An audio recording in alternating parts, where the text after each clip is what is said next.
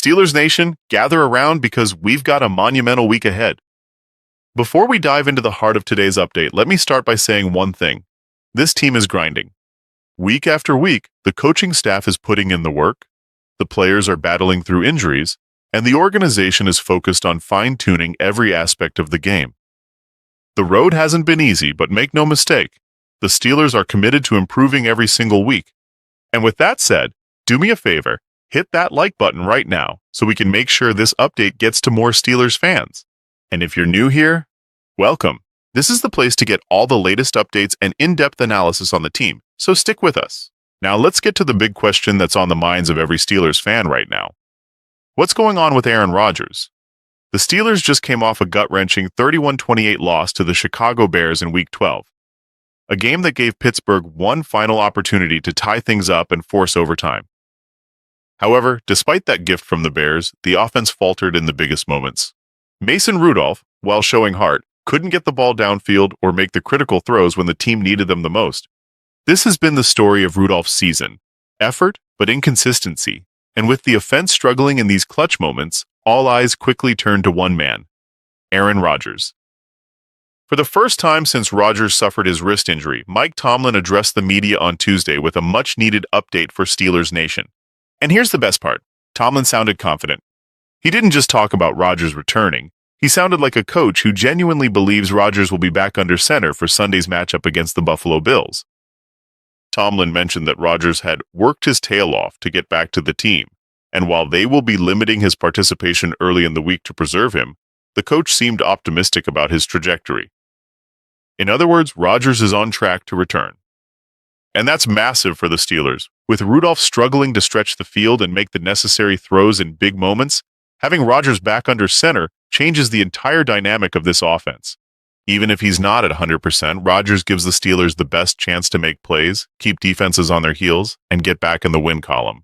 But here's where it gets interesting.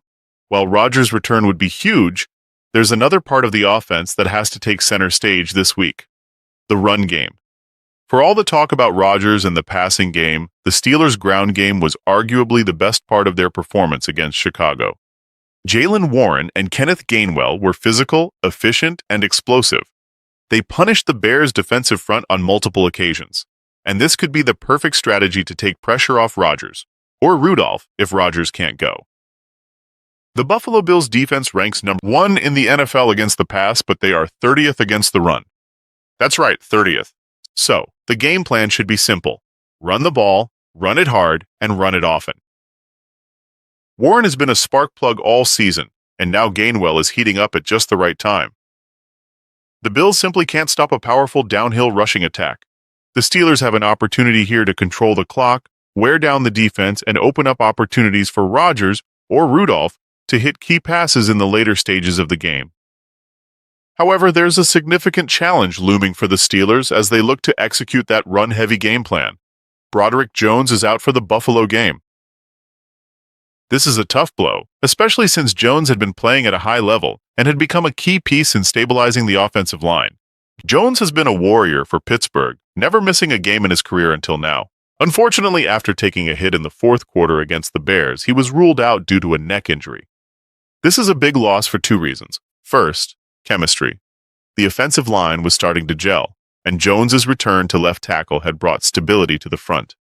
Second, matchups. Buffalo's edge rushers, including Greg Russo, Leonard Floyd, and A.J. Apana, are quick and relentless. Losing your starting left tackle right before a game against such a talented defensive front is a tough break. With Jones out, Calvin Anderson will step into the starting left tackle role. Anderson, a veteran who has been in the league since 2020, is no stranger to filling in where needed. He's made 12 career starts and has experience with multiple teams, including Denver and New England. However, stepping into a starting role against one of the most athletic defensive lines in the league is no small task. Anderson will need all the help he can get: chip blocks from running backs, help from tight ends, and smart protection calls from Rodgers or Rudolph. This is where coaching and game planning will be absolutely critical. Now, let's take a step back and look at the bigger picture. Rodgers is trending toward playing, which means the Steelers' passing game could be ready to fire on all cylinders. The run game is heating up, and with the right adjustments, the offensive line can continue to move the ball despite the loss of Jones. But there's one big question hanging over this team right now. What's going on with the defense? For years, Pittsburgh has built its identity on defense, on being tough, physical, and relentless. But this season, things have started to unravel. The defense is allowing 258.7 passing yards per game and 364.5 total yards per game, which ranks among the worst in the league. That simply isn't acceptable for a team with the defensive talent Pittsburgh has. It's not just the numbers, though. It's the way the defense has been losing games. Let's take a quick trip through some of the toughest moments for the defense this season. In Week 7, Pittsburgh fell to the Bengals 33-31 in a game where Joe Flacco, who had joined Cincinnati just days earlier, threw for 342 yards and 3 touchdowns. The Steelers' defense couldn't make a stop when it mattered, allowing the Bengals to march down the field in just over 2 minutes and kick a game-winning field goal. Then, in Week 8, Green Bay came back from a halftime deficit to score 4 touchdowns in the second half and win 35-25. Pittsburgh couldn't adjust, couldn't make a key stop, and couldn't keep the game under control. And in Week 12, Caleb Williams threw for 325 yards and 3 touchdowns, with the Steelers' defense failing to close out the game against Chicago.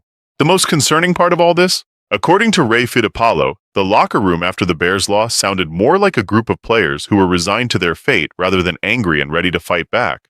When players start hinting at coaching issues like Patrick Queen did, it's a sign of deeper dysfunction. And when even TJ Watt, the emotional heart of the defense, starts showing signs of exhaustion and frustration, that's a red flag.